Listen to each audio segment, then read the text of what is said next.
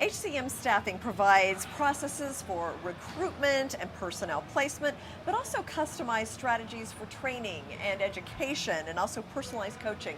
And with me, Eddie Bright Jr., the CEO of HCM Staffing, and Love Malone, the Managing Director of Services and Operations. Got that all right? We So did. yeah. We did. Great job. So let's just start with, and you guys can both chime in if you want. Sure. Eddie, maybe you could pick it up. What are the key factors, would you say, in terms of DEI?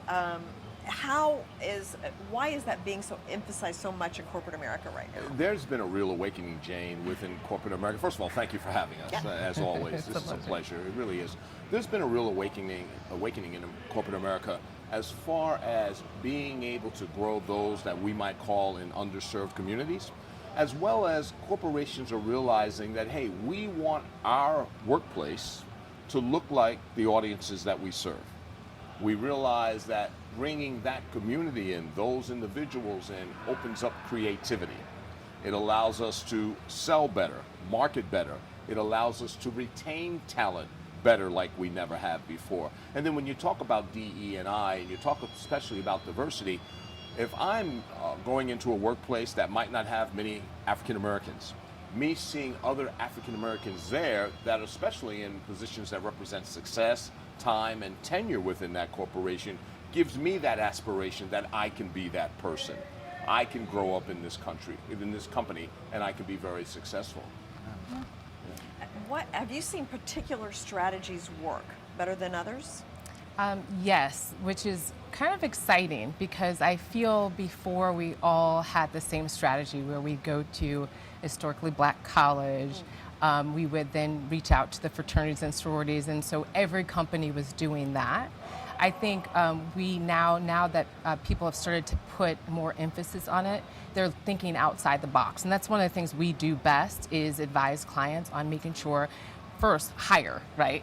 That's what we're here to do, is make sure that you're hiring great talent. The other part is making sure that you have a steadfast plan in order to do it. And so the companies that have done well have been the ones that start planning early for what they're wanting, and then kind of following through, making sure they're thinking outside the box.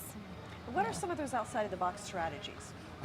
Well, if you go to the same, as they say, the same pool, you get the same fish. Right. Okay. What we're doing at HCM, which we think is pretty exciting, we're embedded not only in the HBCUs, but we're embedded in what's called the Divine Nine, all the black sororities and fraternities. Oddly enough, if you were in a sorority or fraternity, you went to college.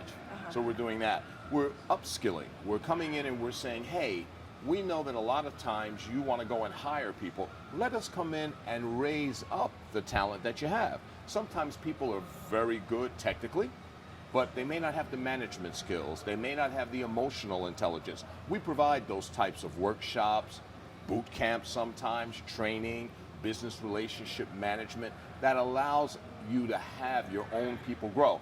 And what's a greater success story than someone that started here and looks up 3 to 5 years later and they're in a management position?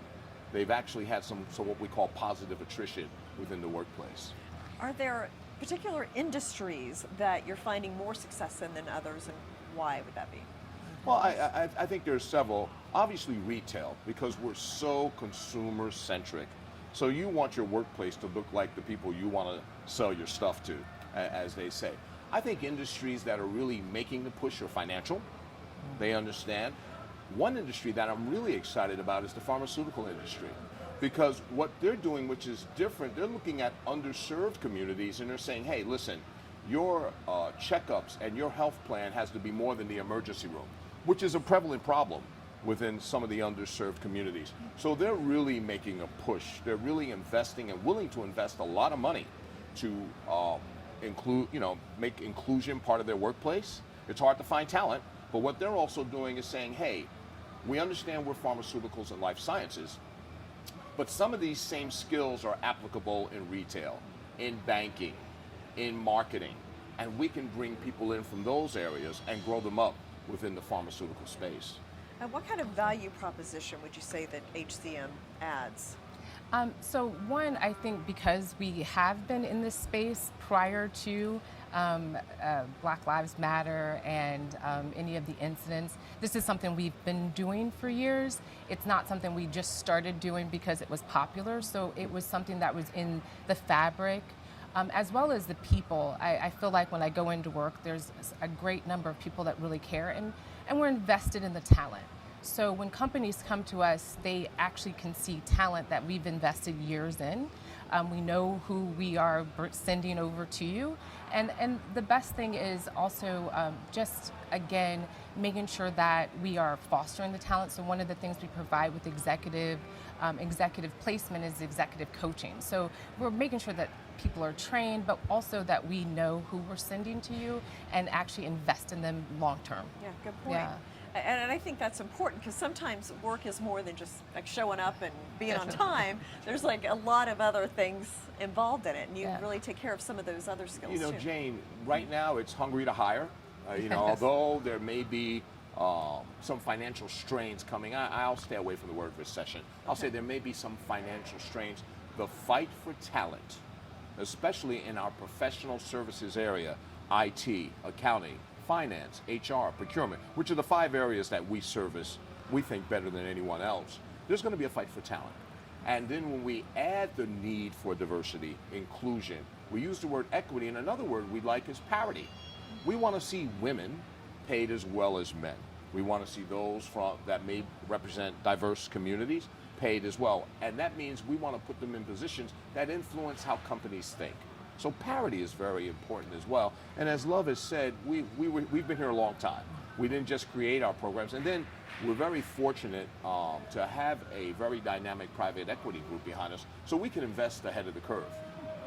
So we've got that ability to scale, customize, and sustain the programs that we do with our client partners. So we don't just come in looking for a quick fix. We like to work with partners to say, hey, we want this to be part of who we are, and we can invest that way with our partners. Well, I remember the last time we talked, you talked about also just a diversity of backgrounds, and people maybe from rural areas and urban areas and things like that, all kind of coming together and have something, an idea or some kind of value to bring to the table to make it as productive a company as possible.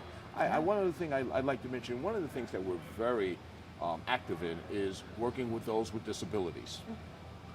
1 in 4 people have a disability, both seen and unseen. You've met before Yvette, who is confined to a wheelchair. Walked into a hospital 15 years ago, she did not walk out.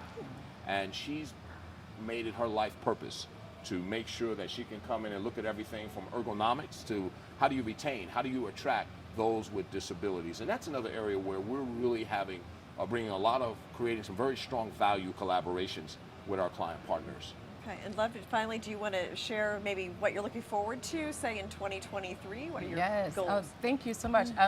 Right now, most of our clients are doing their planning for this year to come. So we're spending a lot of time making sure that we're planning for February is right around the corner.